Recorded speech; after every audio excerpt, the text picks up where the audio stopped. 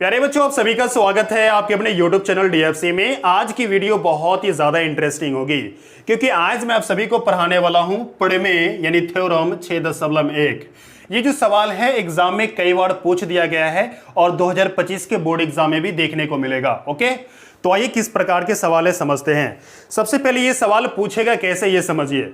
आपको दो तरीके से ये सवाल पूछ सकता है। पहला तरीका कि थेल्स प्रमेय जो है, थेल्स थ्योरम, उसका स्टेटमेंट लिखो और लिख करके उसे क्या करो, सिद्ध करके दिखाओ। ठीक है। दूसरा तरीका आपको यहां पर यह है कि आपको स्टेटमेंट दे दिया रहेगा। ठीक है। स्टेटमेंट देने के बाद आपको कहेगा इसे सिद्ध करके दिखाओ। ठीक है। तो दोनों तरीके से आपको सिद्ध करना है। ओके, तो सबसे पहले आपको थेल्स थ्योरम का स्टेटमेंट याद रहना चाहिए। ओके, तो थेल्स थ्योरम के स्टेटमेंट में क्या कह रहा है आइए हम समझते हैं। लिखा, यदि किसी त्रिभुज की एक भुजा के समांतर अन्य दो भुजाओं को अन्य दो भुजाओं को भिन्न भिन्न बिंदुओं पर प्रतिच्छेद करने के लिए एक रेखा खींच जाए। ओके, तो ये अन्य दो भुजाएं जो है एक ही अनुपात में बट जाती है। चलिए इसको सॉल्व करते हैं। सबसे पहले इसमें दिया है क्या समझते हैं। इसमें जो दिया है उसको हम लिख लेते हैं। ओके, तो हम लिखेंगे यहां पर दिया है। क्या दिया है समझिए। दिया है इस त्रिभुज में, हम लिख देंगे यहां पर त्रिभुज ABC में। बहुत आसान तरीके से बताऊंगा, इसलिए वीडियो को पूरा शुरू से अंत तक देखना। ओके, इसमें दिया है कि ये रेखा इसके समांतर है, यानी कि DE किसके समानांतर है, BC के। मैंने इस प्रकार से लिख दिया। ओके, कोई दिक्कत इसमें नहीं। अब समझिए, यहां पर हम लिखेंगे यहां पर सिद्ध करना। सिद्ध करना क्या सिद्ध करेंगे, सो देखो सिद्ध करना है कि AD बटा DB यानी कि AD बटा DB और AE बटा EC, हम लिख देंगे यहां पर AE बटा EC। कोई प्रॉब्लम है इसमें नहीं। अब समझिए इसमें करना है क्या, रचना करना है। तो हम रचना कर देते हैं यहां पर। ओ समझिएगा, ये D से लंब डालनी है AC पर। मैं डाल देता हूं D से लंब AC पर। इस प्रकार से मैंने लंब डाल दिया और इसको M कर देते हैं। ओके, कोई दिक्कत इसमें नहीं। अब समझिएगा, यहां E से लंब डालना है AB पर। मैं AB पर लंब डाल देता हूं, आपको भी यही काम करनी है।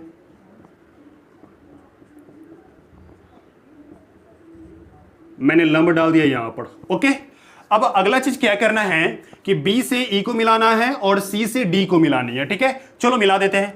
B से E को मिला देते हैं हम,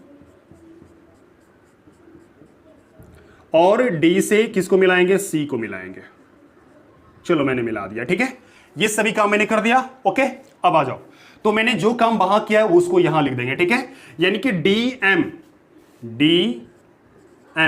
लंब डाला किस पर, AC पर। मैंने लिखा AC। ठीक है, फिर मैंने क्या किया, EN लंब डाला किस पर, AB पर। तो हम लंब डाल देंगे AB पर। कोई प्रॉब्लम इसमें, कोई दिक्कत नहीं। और देखो यहां पर क्या लिखना है, तथा क्या करना है, D से C को मिलाना है, यानी D से C।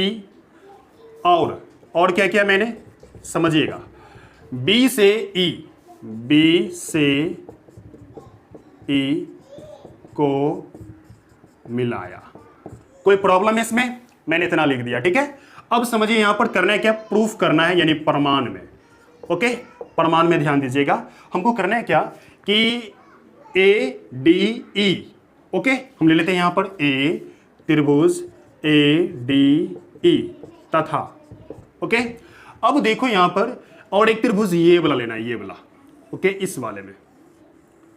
ओके, इस त्रिभुज का नाम क्या है, त्रिभुज DBE। हम ले लेंगे त्रिभुज, चाहे BDE कर देते हैं, कोई प्रॉब्लम नहीं। इतना समझ में आया। आ जाओ इसको समझते हैं। सबसे पहले ADE में होगा क्या, ADE में हम निकालेंगे एरिया। किसका एरिया निकालेंगे, ये ADE का एरिया निकालेंगे। तो कैसे निकलेगा समझिएगा थोड़ा सा। ठीक है, 1/2 फॉर्मूला क्या होता है एरिया निकालने का, त्रिभुज का एरिया निकालने का, 1/2 आधार गुने ऊंचाई। तो आधार क्या है हमारा, आधार यहां पर AD है इस त्रिभुज में। ठीक है, इस त्रिभुज में AD आधार होगा, तो मैंने AD लिखा। ठीक है, अब देखो ये लंब है, ये जो लंब है ये हमारा ऊंचाई होगा। ओके, यानी आधार 1/2 गुना आधार गुना ऊंचाई। ऊंचाई क्या है हमारे पास, EN। मैंने EN लंब डाल दिया। कोई दिक्कत है इसमें नहीं। अब देखो इसका एरिया निकालेंगे, इसका हम लिखेंगे यहां पे त्रिभुज BDE। ओके, 1/2 इसका भी होगा। ठीक है, और आधार, आधार हमारा क्या होगा BD, तो हमको यहां पर BD लिख लेनी है। बट्टा में क्या होगा BD मैंने लिख लिया, सॉरी बट्टा में नहीं कुछ लिखना है, BD यानी 1/2 आधार गुना ऊंचाई। अच्छा ऊंचाई क्या होगा, इस लाइन पर जो लंब होगा ना वही ऊंचाई होगा, मतलब ये जो लंब है ये इसी को हम ऊंचाई कहेंगे। बात समझ में आ रही है? चलो तो हम कहेंगे यहां पर EN, ठीक है। अब देखो इन दोनों को हम भाग दे देंगे आपस में, ठीक है, क्योंकि हमें ये चीज बट्टा में लाना है। तो बट्टा में कैसे आएगा, जब भाग देंगे तब तो आएगा, अभी धीरे धीरे समझ में आएगा, ठीक है। तो हम लिख देंगे यहां पर कि एरिया ऑफ त्रिभुज ADE, ओके, बट्टा एरिया ऑफ त्रिभुज BDE, ओके, बराबर 1/2 गुना में AD गुना EN, ओके। बट्टे में क्या होगा 1/2 गुना में BD गुना में EN। बात समझिएगा, 1/2 से 1/2 कट गया, EN से EN कट गया, हमारे पास फाइनली क्या बच गया AD/BD, ओके। ये जो दिया गया है ये हमारा समीकरण 1 हो गया, ओके। इतना समझ में आ गया। चलिए आगे की तरफ बढ़ते हैं। इतना होने के बाद आपको क्या करना है, फिर ये बड़ी वाली त्रिभुज लेनी है ऐसे, ओके, ये जो त्रिभुज दिया गया है ऐसे लेना है, और साथ में क्या करना है आपको कि ये वाला जो त्रिभुज दिया गया है इसमें लेना, ठीक है। यानी एक बार इस साइड से जानी है, एक बार उस साइड से जानी है, ठीक है। अब ये वाला त्रिभुज लेनी है, ये वाला, ओके। तो हम इसको लिख देते हैं यहां पर, क्या लिखेंगे, त्रिभुज, क्या लिखेंगे, त्रिभुज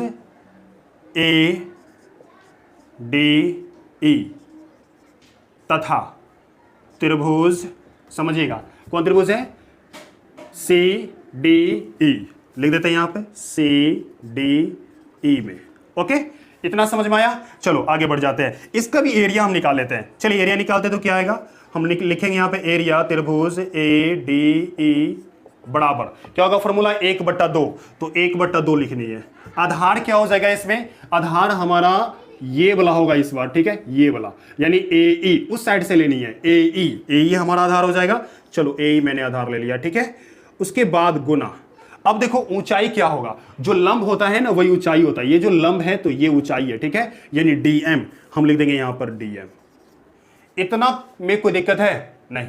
आगे बढ़ जाते हैं। अब क्या कहना है, इसका भी एरिया निकाल लेनी है, यानी एरिया ऑफ त्रिभुज CDE बराबर 1/2 गुना, आधार क्या हो जाएगा, इस त्रिभुज में आधार ये होगा और ऊंचाई इस लाइन में जो ऊंचाई है वही आपका ऊंचाई हो जाएगा, ठीक है, यानी DM, यानी EC गुना में क्या होगा DM। हम लिखेंगे यहां पर EC गुना में DM। कोई प्रॉब्लम है यहां तक? नहीं। अब समझिए क्या करेंगे, इन दोनों को हम भाग दे देंगे, ठीक है। चलो इन दोनों को भाग दे देते, क्या क्या आएगा हमारे पास, हम लिखेंगे यहां पर कि एरिया त्रिभुज ADE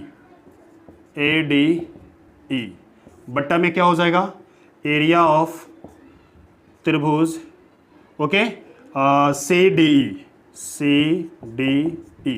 कर दिया। अब ये जो मान है इसको हम ऊपर है इसको नीचे लिख देंगे, ठीक है। 1/2 गुना में क्या आया हमारे पास, AE गुना में DM, यही ना आया होगा, देखो वही चीज आया होगा। उसके बाद क्या है 1/2 गुना में क्या आया हमारे पास EC, उसके बाद यहां पर DM, ठीक है। अब देखो ये से ये कट गया, इससे ये कट गया, हमारे पास बच गया यहां पर AE/EC, ठीक है। इतना समझ में आ गया, ये हमारे पास समीकरण 2 हो गया, ठीक है। इतना, इसमें कोई दिक्कत है नहीं। अब देखो यहां पर ये जो ये और ये तो मेरे पास आ गया, ठीक है। देखो ये तो लाना था मुझे AD/DB, उसके बाद यहां पर अच्छा BD कह लो या DB कह लो, कोई दिक्कत नहीं है, ठीक है। उसके बाद AE/EC लाना था, AE/EC आ गया। लेकिन ये दोनों तब बराबर होगा क्योंकि यहां पर बराबर दिया गया है, जब ये एरिया और ये चीज ये दोनों बराबर होगा तब ना ये दोनों एक साइड बराबर हो जाएंगे, ये और ये बराबर होगा तब ये और ये बराबर होगा, ठीक है। लेकिन इसको ध्यान से देखो तो ऊपर वाला तो बराबर है लेकिन नीचे वाला CDE है और यहां पर BD है, ये बराबर नहीं है, ठीक है। तो आइए किस प्रकार से बराबर करेंगे समझिएगा, ठीक है। मैं आपको चीज बता दूं कि इस सवाल के अंदर ये जो लाइन देख रहे हैं ये लाइन, ओके, और ये त्रिभुज है कहां पर, CDE, ये वाला त्रिभुज, ठीक है। अच्छा ये बताओ इसमें कि ये जो BD है ये है कहां पर, समझिए BD कहां पर है, BDE, यानी एक त्रिभुज ये वाला है, एक त्रिभुज ये वाला है। इन दोनों को अगर ध्यान से देखा जाए तो ये समांतर रेखाओं के बीच बनी है, साथ में ये एक ही आधार पर बनी है। यानी इस त्रिभुज का ऐसे जो बनाएंगे तो ये वाला भुजा उसमें भी आता है और ये वाला भुजा इसमें भी आता है। ये वाला भुजा जो है ना दोनों त्रिभुज में आता है, ठीक है। इसका मतलब एक ही आधार पर दो समांतर रेखाओं के बीच बनी है, ठीक है।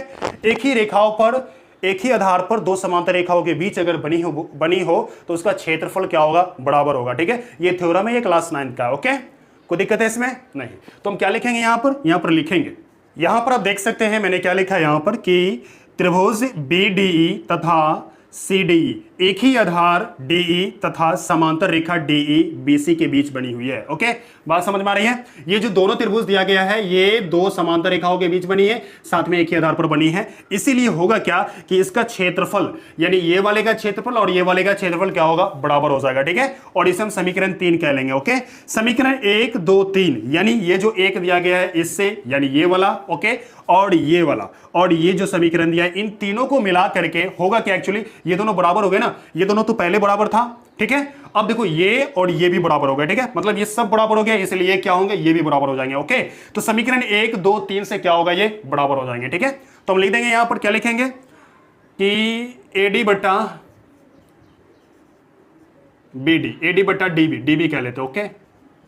चलो DB बराबर AE बटा EC, ओके।